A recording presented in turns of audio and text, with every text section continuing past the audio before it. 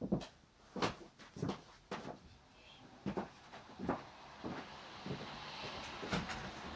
je vous parle en ce lundi 26 janvier 2015, depuis nos studios de la rue de la Providence, nos modestes studios, et j'aurais justement parlé de la notion d'habitat et de local.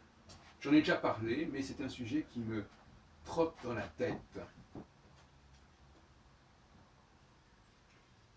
Je veux dire par là que, d'abord, premièrement, sur le plan symbolique, sur le plan linguistique, c'est une expression remarquable. La maison, c'est le signifiant par excellence. C'est le contenant. Et dans cette maison, on peut mettre différentes choses, on peut mettre des aménagements différents. On peut changer l'aménagement de sa maison sur des décennies. Ce lieu, par exemple, il a changé de physionomie, son contenu n'est plus le même, mais le cadre est le même. Et c'est ça la différence entre le signifiant et le signifié. Le signifiant, c'est l'architecture globale, qui ne bouge pas, mais le contenu peut être totalement différent. Eh bien, c'est pareil pour un signifiant. Normalement, parce qu'il y a en réalité, on sait très bien à quel point il y a des signifiés qui s'incrustent littéralement dans le signifiant et qui empêchent le signifiant de se libérer et de pouvoir accueillir autre chose. Mais en principe, en tout cas, c'est accepté pour l'habitat. Et en ce sens-là, je trouve que l'habitat est emblématique et paradigmatique. On est habitué à ce que quelqu'un habite dans un endroit et puis soit il en change l'agencement, soit il déménage et il laisse quelqu'un d'autre à sa place. Pourquoi ce qui est accepté au niveau du logement n'est-il pas accepté sur le plan de la langue, des usages de la langue? C'est tout le problème. Heureusement qu'il y a, si vous voyez en quelque sorte, on pourrait presque dire que c'est dans le domaine de l'habitation, de l'architecture, du logement, que nous gardons une certaine forme de cohérence, de rationalité, qui nous échappe dans d'autres domaines, que ce soit dans le domaine amoureux, que ce soit dans le domaine professionnel, dans le domaine linguistique, etc. Le véritable ancrage que nous avons encore aujourd'hui, c'est cette idée de l'acceptation tout à fait normale qu'un lieu peut être vidé de son contenu, peut être remplacé par un autre contenu, sans avoir quoi que ce soit de traces de l'ancien contenu. On peut changer tout, on peut changer le parquet, on peut changer les murs, on peut changer la couleur des choses, on peut mettre d'autres trucs. C'est le déménagement. Le déménagement ou l'emménagement sont des notions qu'il faut placer au niveau de la linguistique.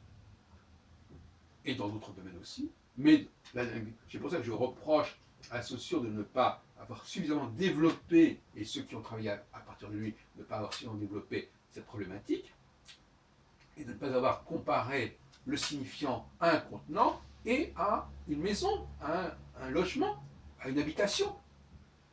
Parce que là, nous avons un exemple. Et quand même, finalement, on s'aperçoit que les êtres humains, nos sociétés, en dépit de certaines dérives, sur certains points, ils gardent le cap. Ils gardent le cap. Et donc, sur le plan du logement, on a une opposition qui est très cohérente, qui est très claire, et qui est paradigmatique et qui est exemplaire. Et, à mon avis, nous devrions prendre exemple sur le logement, sur notre comportement à l'égard du logement, dans d'autres domaines. Comme on le fait d'ailleurs, par exemple, pour le changement de Premier ministre, par exemple. Comme on le fait pour un changement, un divorce, je ne sais pas. Mais quand même, tout simplement, quand une femme fait un enfant A, eh bien, voilà, elle accouche de cet enfant, et puis après, elle fait un enfant B, qui n'a rien à voir, quelque part, qui n'a pas forcément le même père, qui n'a pas forcément le même, le même profil, quelque part. Il y a une idée aussi d'un roulement. La notion de roulement est intéressante aussi. Il faut qu'il y ait un roulement des signifiés au sein d'un même signifiant. C'est le rôle d'ailleurs de notre café philo autour d'un mot qui aura lieu à partir du 29 janvier, c'est-à-dire dans quelques jours, tous les samedis, tous les jeudis soirs, de 19h30 à 21h30, dans ces mêmes locaux.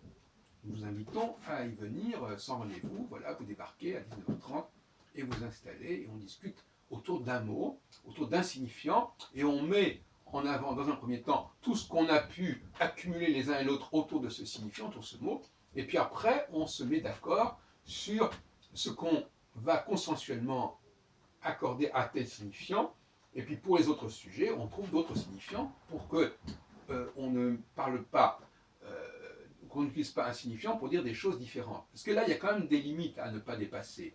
Mais c'est un débat aussi. Hein. Est-ce qu'on a le droit, chacun, d'employer les mêmes mots pour dire des choses différentes?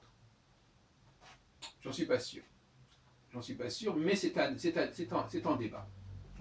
Donc, pour revenir à cette question, nous avons quand même des points d'ancrage extrêmement forts à ce sujet, qui devraient nous servir de référence, et qui psychologiquement sont importants aussi, parce que quelque part, ce sont aussi des points d'ancrage psychologiques. Les gens s'aperçoivent qu'il y a des choses qui dans leur vie bougent, changent, des signifiés qui changent, mais des signifiants qui ne bougent pas, et donc qui sont un élément de stabilité fondamentale. Les signifiants sont la structure fondamentale de notre société, mais aussi de nos comportements. Et les signifiants, ce sont certes les mots, mais les mots, on voit à quel point il y a des malentendus et des ambiguïtés, des ambivalences à ce sujet, des polysémies, alors que, en ce qui concerne le logement, les choses sont claires, sauf si je vais dans un meublé, sauf si je vais dans un hôtel, où les meubles sont imposés, mais normalement, j'ai le droit de renouveler ce qu'il y a à l'intérieur du contenu. À l'intérieur du contenant, par contre, excusez-moi, à l'intérieur du lieu en question. On a le droit de renouveler. Le renouvellement du signifiant, je ne renouvelle pas le signifiant, je renouvelle le signifié qui est au sein du signifiant, je le renouvelle à titre personnel ou je le renouvelle collectivement. C'est là qu'il y a débat.